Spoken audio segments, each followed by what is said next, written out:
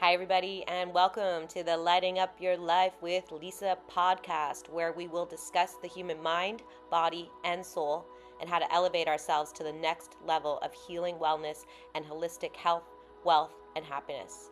I am your host, Lisa Tabando, RMT and Bioenergetics Certified Facilitator.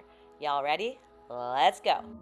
Hi, everybody. It's me, Lisa T, coming at you with some positive energy.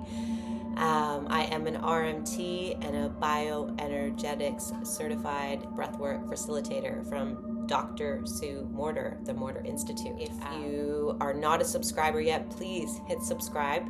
It helps me to keep spreading this love, this positivity around and helping whoever I can help. If you have gained from this video, then someone else will gain from this video. So let's keep spreading the love.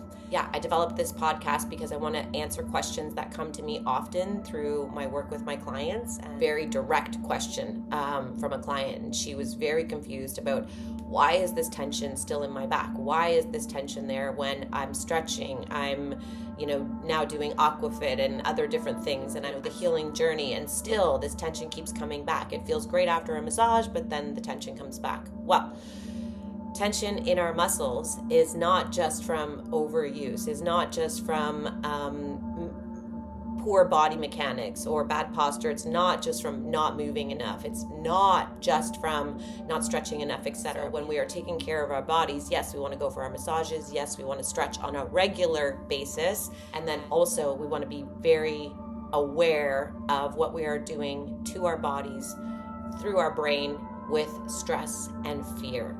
Stress and fear are one and the same. When it comes to the chemical composition in our body, stress and fear will do the exact same thing in our body.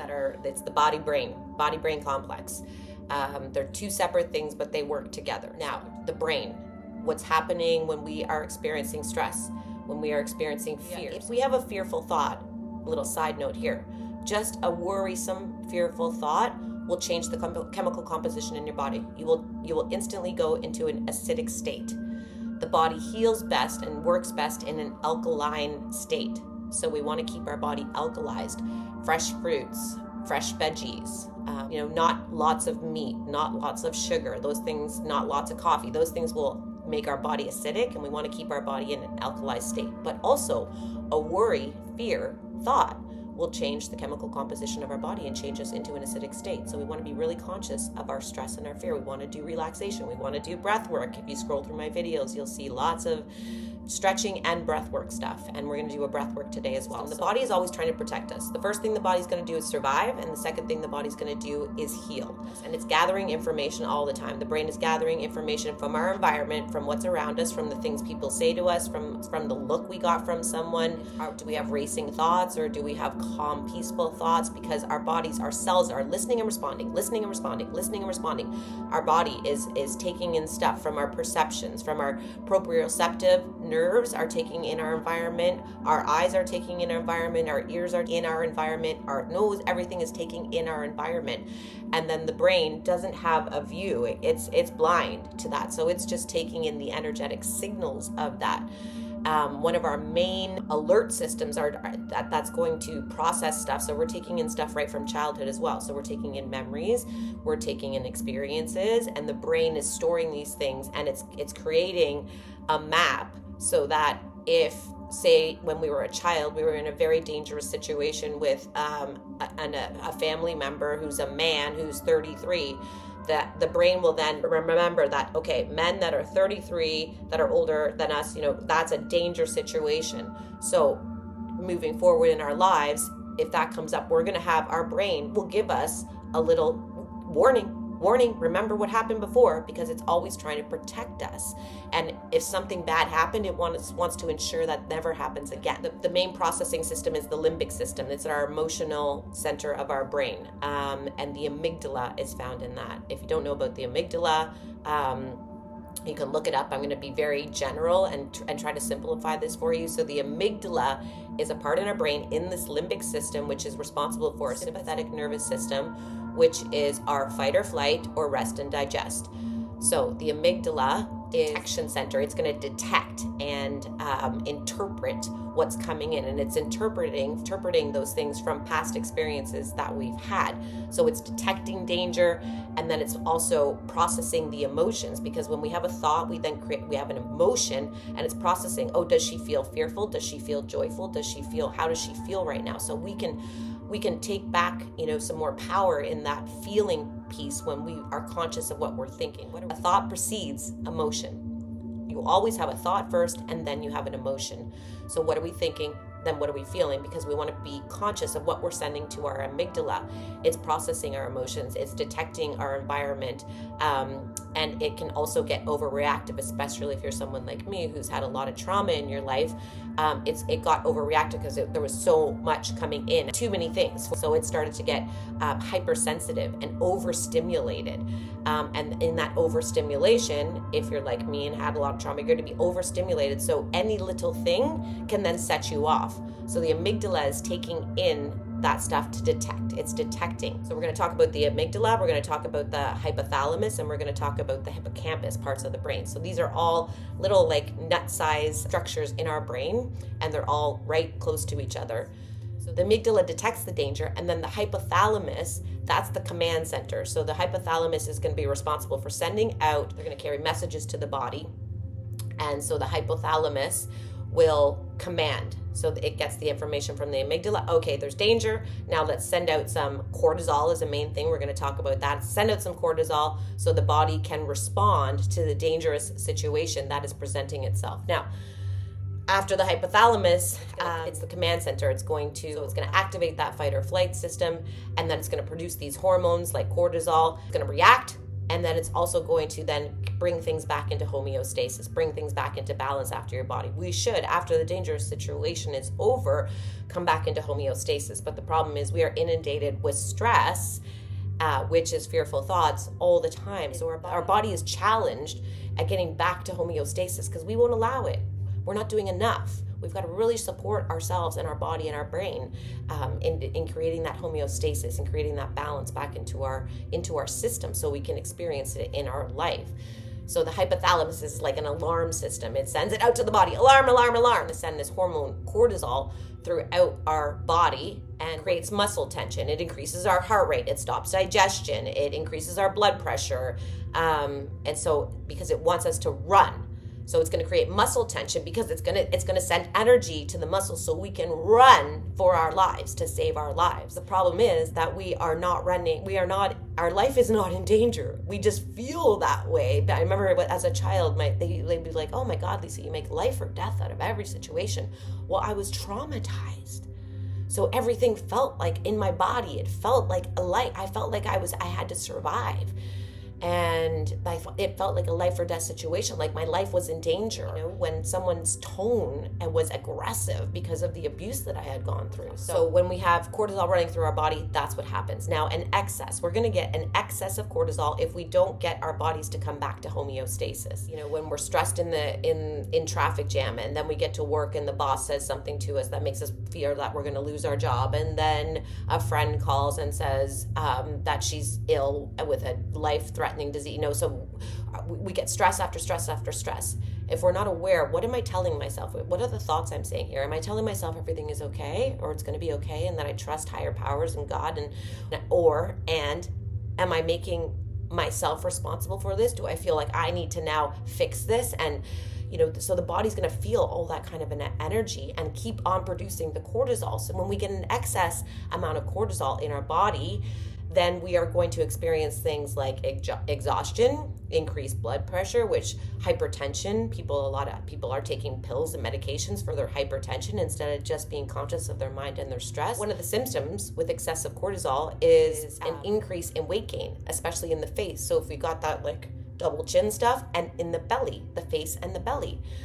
Interesting, because a lot of our breath work is all about a face inhale into the belly and out. So we're accessing those two anchor kind of points. Also, when we get an excess amount of cortisol in our body, increased blood pressure, exhaustion, increased muscle tension, also anxiety, poor sleep, bloating, same with the belly, right? Attention problems. We can't pay attention because the amygdala is firing. And when the amygdala is firing, the frontal lobe, which is our executive functioning turns off. So we can't think rationally. So we can't concentrate on anything because our body wants to run. It wants to run away to save itself from dying. We're going to have, foggy brains, not thinking clear. We can't focus on anything like attention deficit disorder stuff, anxiety. We're going to feel depressed. We're going to have muddled thinking, slow processing. So we're not processing what's happening. We're not processing information that's coming in a clear way, which also involves the hippocampus is the other part of the brain that I wanted to talk about, which is tied into all of this too, because the hippocampus is the part of our brain that stores these memories. It organizes it and it helps us recall experiences. So it's working with our memory. So again, this ties into that trauma piece and this stress piece, because if our hippocampus is then triggered to say, I remember this, it's storing different memories and organizing them. Oh yeah, this goes in the memory. This experience that's happening right now goes in the memory of bad. This experience that's happening goes in the memory of good. So it's processing. But when we have excess cortisol because we've been stressed out and having fearful thoughts, then we're going to have muddled thinking. It's not going to be clear. We're not going to be able to perceive things as they are. Perception. This is all around perception. Everything that's happening in your life is actually happening for your higher good and learning and your evolution.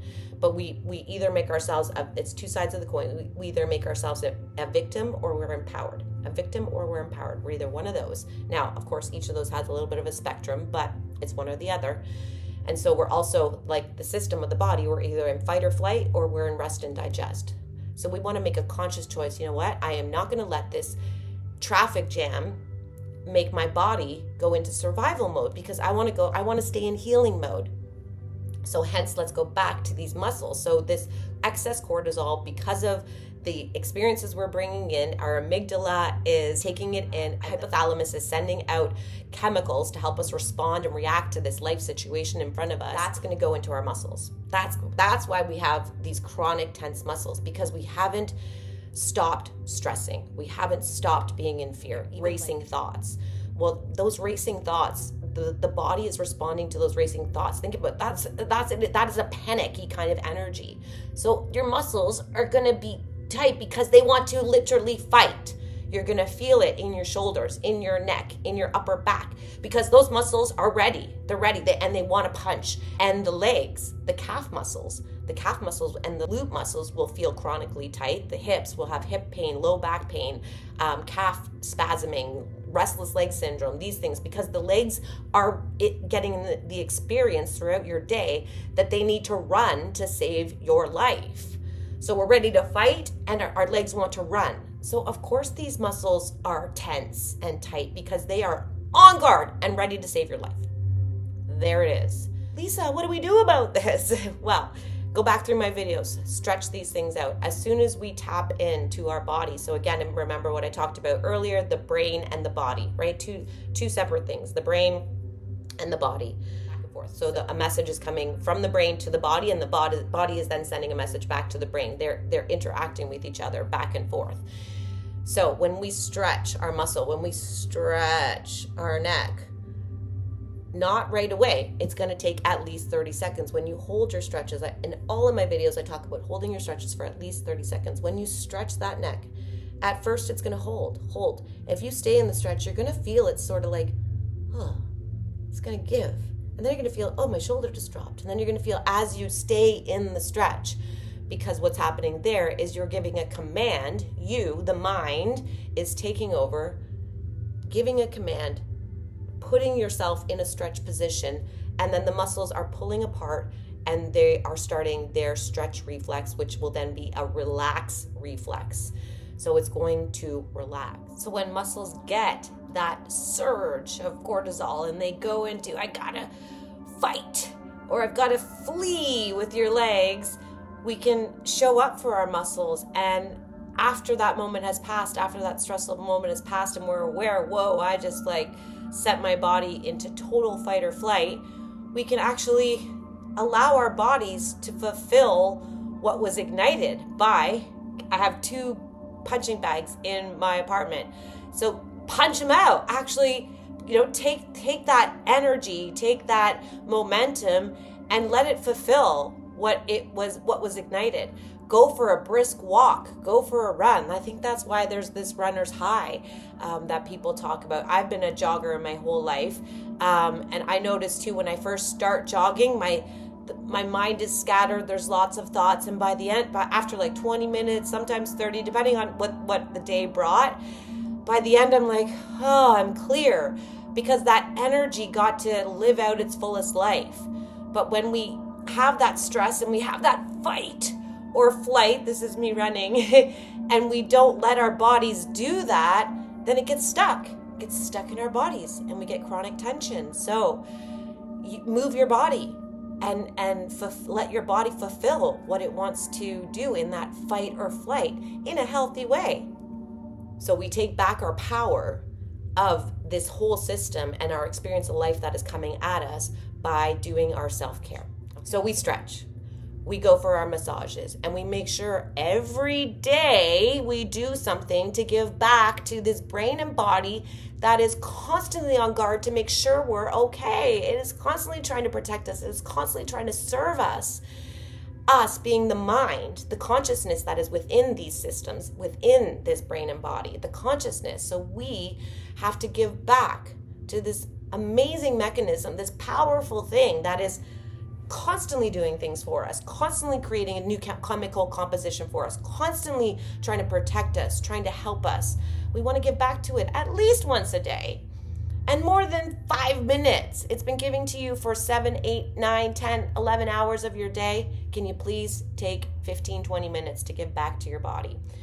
Okay, so we go for our massages. We do our stretching. We do our self-care. We do our yoga, which yoga and stretching are two different things. We do our ice plunges, which I've been doing, and our saunas, and we nourish. We care for it. We're compassionate. We're kind. We're loving to this body, loving practices. And then breath work, of course. So again, if you go back to a podcast about breath work, it explains the mechanisms of breath work and why it works so well and what it's happening in your body. So in regards to, like I started this video, this is about fear and stress. They are the same thing. If we're like, a fearful thought is, oh my God, nothing's working out. Oh my God, everything's falling to the shits. Oh my God. It's funny that people say they don't believe in God. How many times do you say, oh my God, every day? We have these thoughts. That's fear. That is also stressful for your body, because if you're in fear, your body is now going to be under stress to protect you from that thing you're fearing. So conscious of, is this true? Is this thought that I'm having, this fearful thought, is it actually true? No. And we can though, and one of the reasons that this video came up too was not only for my clients, but I went through a major trigger the last 7 days. I was triggered with so many core wounds, that I'm bad, that everything's going wrong, everything's falling apart, that I can't handle it, that I am, under threat, that I'm going to be punished, that I am not forgiven, so a whole bunch. And I was so triggered. I was so set. My system went on to warning bells. My amygdala is hypersensitive. So it went warning, warning, warning, warning, danger everywhere. And because of that, I had some thoughts, triggered that, and then the body reactions then triggered more thoughts, and I had racing thoughts, and I couldn't stop it. It got so bad that I was having almost like an emotional hangover. 5 days later, I could feel it in my skin, creepy crawlies, and I couldn't relax and I couldn't settle down, and so I had to jump into my practices and stay with my practices, meaning I had to get in nature, I had to do stretching, I had to do my ice plunges, I had to do a whole bunch of things, and breath work, because the breath work piece in particular, all those things are going to help with the thoughts, but this breath work piece in particular is going to help us get a clearer perception. I perceived danger. There wasn't actual danger. I was perceiving it through the hippocampus, which has stored memories for me, like I spoke to. So the hippocampus is the memory organizer. So it was bringing up all the memories of all my past that ever related to this situation that was happening in my now that seemed similar. So it set off warning, and it set off warning, warning, warning, warning. And my thoughts, so that my body was feeling that, then my thoughts were reacting, responding to what my body was also doing in my chemicals, in my stress response, in the tension in my body. So the thoughts started racing. So the breath work that is going to be really helpful with this one is the visionary breath. And I touched on this breath work in the last podcast. So the visionary breath. So we're working with the third eye. The third eye, if you roll your eyes back, it's an anchor point that I've talked about in other videos about our central channel breathing. So we have these anchor points. And one of the anchor points is the third eye. So if you roll your eyes up and back with them closed, you should feel a little tension like between your temples, behind your eyebrows, between your temples, a little tension. That's actually squeezing an area, bringing attention to an area around the amygdala, around the hypothalamus, around the hippocampus and the pituitary gland and the pineal gland. So all of those things are going to activate us to calm that area down so that we can have a clearer perception, and so that we can recognize, oh, I thought that was fearful. I thought I had to run from my life, but everything's actually okay. So we go from victim to empowerment. I am not a victim of my life. I can be empowered. So activating that center, that anchor point behind your eyes as you roll them up and back. Okay, and you're going to hold that and squeeze it. It's like a squeeze. It's the same way as if you're squeezing your bicep muscle. We're using our eye muscles to squeeze, to contract. And what we're doing is concentrating energy in that area. So we're bringing energy to that area. And as we do that, we are going to breathe in through our nose and out through our mouth from here. So from this point, I'm going to breathe in through my nose, and I'm going to envision a line, an arm's length away, a line from your thumb into that spot that we just activated. So in through your nose.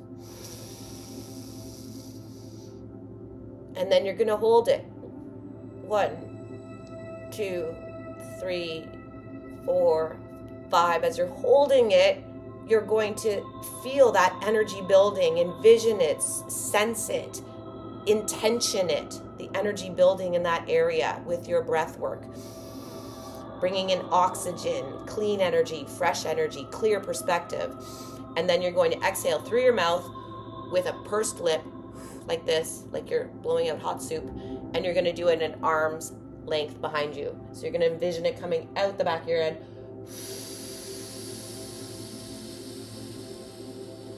to that thumb, like a whale blowing out through its hole. In from the thumb into that energy spot that we've activated, that we are activating with our eyes rolling back. Hold it in that area. Hold it. And then exhale through the front. Now, once you've rolled your eyes up and back, then you have a sense of that area. So you don't have to hold your eyes the whole time. You don't have to hold that the whole time while you're doing this breath work. You just want to keep on maybe reactivating it. If it's new to you, keep on, oh yeah, right, roll my eyes back, feel that spot. The point is to get a sense and awareness of that spot between your temples, behind your eyebrows, where we're activating the pineal gland, the pituitary gland, the hypothalamus, the hippocampus, and the amygdala. And we're reestablishing a calmer, more relaxed state in that area so that we can perceive things for our benefit, for our higher good, and know our okayness in any situation. So I'll do this with you in real time. We'll do 3 sets, okay? After we do the 3 sets, we're going to activate the central channel and breathe that breath work that we've just done up and down our central channel. We're going to breathe it in from the top of the head and then down to the earth, okay? So here we go. Find your anchor point by rolling your eyes up and back, thumb out in front of you so you can feel it using your proprioception. And we're going to breathe in through our nose. Ready? Breathe in. It's like a count of 5. Hold it. Roll your eyes up and back. Sense that spot in your brain, in the middle of your head, activating it, energizing it, calming it. And then exhale with your mouth out the back of your head. In from the back, in through your nose. Roll those eyes up and back. Activate in the brain, bringing the energy there. And then exhale through the mouth. We're going to do one more set. In through the nose. Now roll your eyes up and back. Activate that center in your head. Exhaling through your mouth with pursed lips out the back of your head.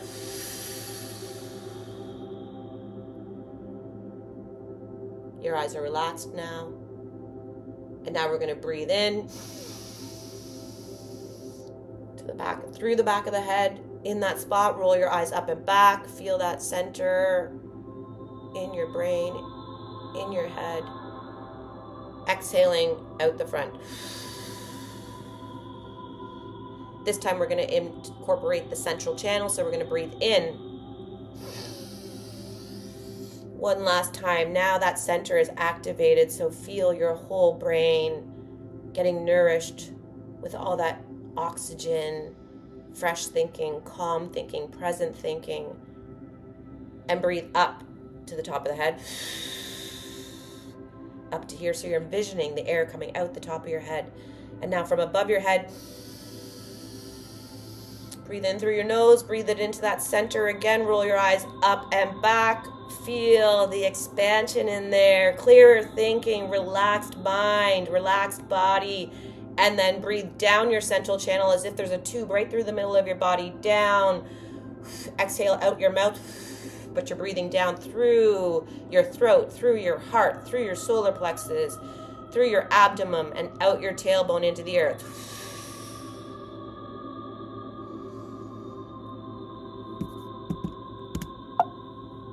Feel it.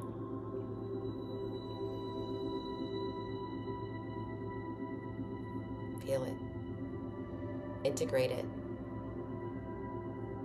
Feel it. So beautiful. So in these moments when you are in fear, I can hear the tone in my voice change after I do that. In these moments, you're feeling fear. You recognize that the world, you're letting your external circumstances control your inner world. This divine, miraculous, fabulous, fascinating piece of mechanism and machinery and functioning inside your brain and body. So we're not going to let the external circumstances of our world control what's going on in here anymore. We're going to take back our power and empower ourselves with this breathing that's going to calm your thoughts. It's going to calm your system. And we're going to go back into rest and digest. And you're now going to have clearer thinking. Now you're going to see, at first you saw it as, oh, he's doing this and he's saying that and he doesn't love me and they're going to punish me and this is happening. You do this breath work. You got to practice. Everything's a practice. So you're practicing this. You do this breath work over and over. Practice it on a daily basis. And you're going to recognize that, oh, there's another way to see this. There's another way to see this. We have an issue with perception. Hence why there's out there in the world, people will say, well, how do you see this? Well, I see it this way. How do you see it? We all see things in a different way because we're seeing it from that hippocampus, from the memories we've gathered, from the experiences we've gathered, from the emotional reactions and then systems of warning and danger we've developed over our life through our amygdala, through our hypothalamus. So we have created our own unique system in here. So we're all going to see it differently. So there's another way to see it. There's another way to see it. And if you can believe, I know this from years of working on this stuff, that this is actually serving me. It's either serving me for learning, it's serving me for higher good, it's serving me to show me a bad situation can even, like a really, in the past now, looking back, I've in trauma therapy with EMDR stuff, I've learned to reprocess things. And now I can see that that situation showed me what a survivor I am. That situation showed me how much forgiveness is possible inside of me. That's so everything. You can find how this situation that is presenting itself, that is causing you fear, thoughts, or stress, and or same thing, you can see how is this serving me, and inquire about that. As soon as you turn on the curiosity, as soon as you turn on the question mode in your brain, it changes the spark of that situation. It changes how rough it is. It changes it for you. It changes how you're perceiving it, because you're now inquiring and you're questioning, how is this serving me? I hope that I have served you today. Please, please, please give me a thumbs up. Hit that like button. Hit that subscribe button. Help me. If this has helped you, help me to help more. Practice your breath work. Scroll through my videos. I got lots of good stuff in there. And thank you so much for watching. Thank you for commenting. Please keep commenting. Ask me questions. I will do my best to answer every single one of them. And I will keep on lighten up your life with Lisa. Protective of your health, wealth, and happiness. Namaste.